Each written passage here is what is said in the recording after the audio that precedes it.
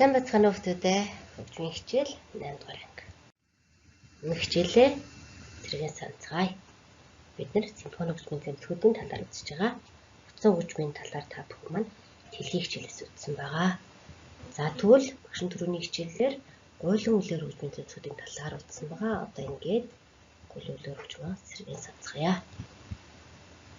Гол нь бид хөгжмийн тэмцэлийн нэршил, дууралт, за үүрэг, уур хэмжээ, тус бүртэн үзэж байгаа.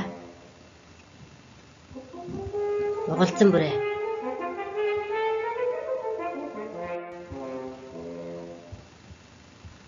За татах бүрээ.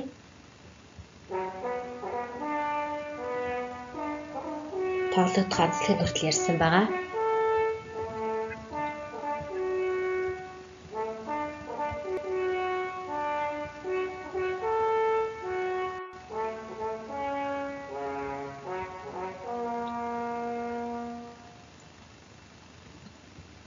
За, труба буюу нарийн бүрээ. Магадгүй дээр үеийн кинонуудыг үзсэн бол яг дохионы зорилтоор ашиглаж ирсэн тодорхой байдаг. Ан авд явахдаа, дайнд явахдаа эдгээр хөгжмийн зөвлөсгөр тоглосон байдаг. За, туб буюу их бүрээ.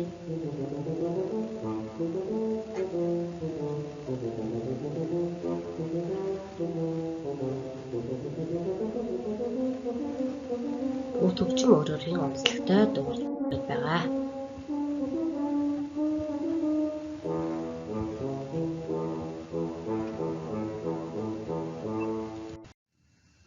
За дараагийн хичээл маань симфони хөгжмийн тэмцэлүүдийн дотроос модон үлээр хөгжмийн тэмцэлүүдийн талаар үзэх болно. За ингээд модон үлээр хөгжмийн тэмцэлүүдэд эдгээр хөгжмийн тэмцэлүүд ордог юм байна. Эдгээрийг тус бүрдэн үзэх болно. За хамгийн гол нь сайн чанарын хатуу модоор хийгддэг. Зөвхөн плейт буюу лимбийг хүлээж тоглодог.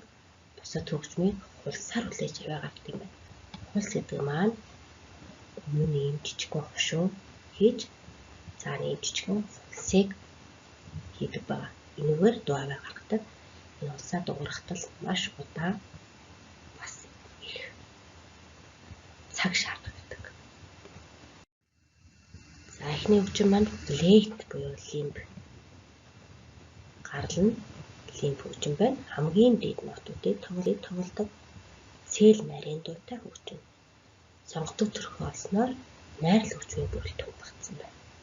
Найрал хөгжмийн бүтцийн ихэнх тохиолдолд 2-3 плейт гэдэг. За плейт нь дотроо бас янз янз байдаг байна. Пикколо буюу жижиг плейт. Энэ бол жиргэж буй мэт. Сонсогддог бол альт плейт нь арай өтгөн дуурдаг байна. Гобой буюу жимбүр бишгүүрч гэж нэрлэдэг. За хоёр улсыг нийлүүлж дээд доод уурлаар хавчин үлээж аваа гаргадаг. Өвөрмөц уянгалаг зөөлөн өнгө хэстэй гэж гаргадгаараа онцлогтой. Найрал хөгжмийн бүтцэд 2-3 багтдаг. За тэгвэл кларнет буюу бэлар. Плейт, гобой хоёроос арай өтгөн дуурдаг. Энэ хоёрыг бол арай хожуу 18 дугаар зуунд найрал хөгжмийн орж ирсэн байна. Дээд шүд доод уул хоёроо зууж тоглодог нэг хөлстэй. Найрал хөгжмийн бүтцийн голдуу 2-3 багтдаг. Шин арай содон болов гээд тухайн хөгжмийн бүтцийн талаар зураг оруулсан байна. За дараа нь фагот буюу уйлах гишүүр. Өтгөн доод өнгө гаргаж тоглодог. Хоёр улсыг дээд доод уулаараа зууж аваа гаргадаг. Өвөрмөц өнгө хэстэй хөгжмийн тэмцэл байна. Фагот маань бүр дотроо бас контрфагот гэж бас байдаг. Арай уур хэмжээгээр арай өөр.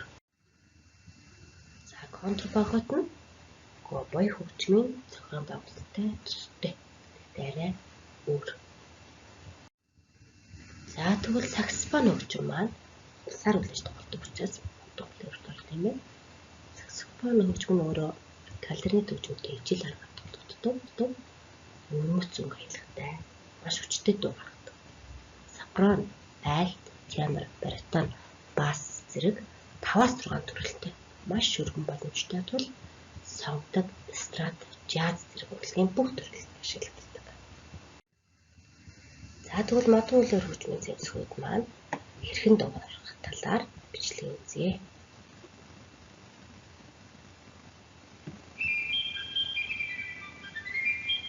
За жиргэж буй мэт гэсэн тийм ээ. Пикколо хөгжим.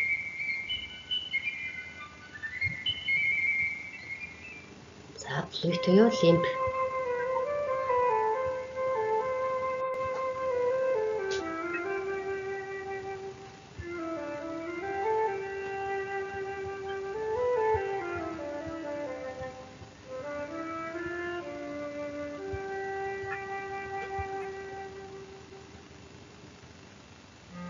Кларнет бялар гэж орчуулсан байсан.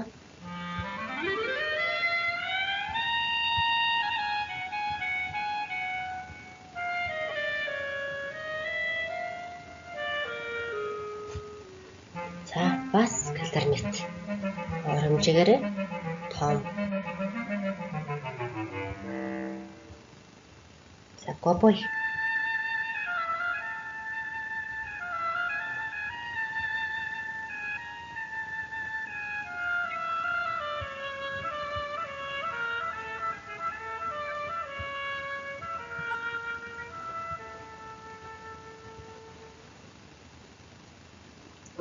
Бэс сонголдог маань фагот хөгжим.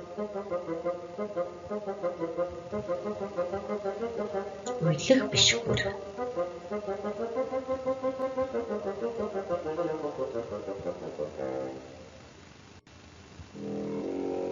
За басны төрөлнийх нь контрфагот. Контрбас хөгжим гэдэг утсан хөгжмөр байсан. Бүдүү аваа гаргачихсан. Эцэстээ дуурч.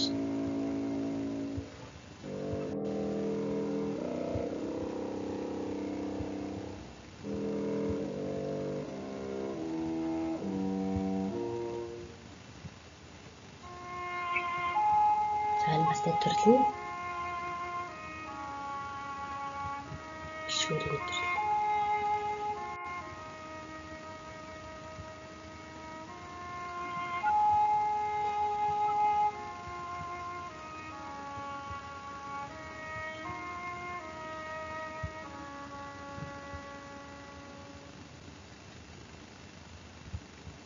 Саксофон. Сопрано саксофон.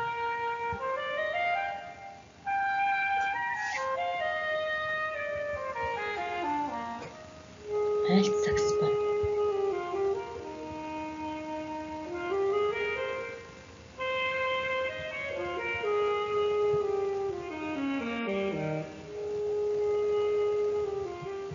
Хянар саксофон.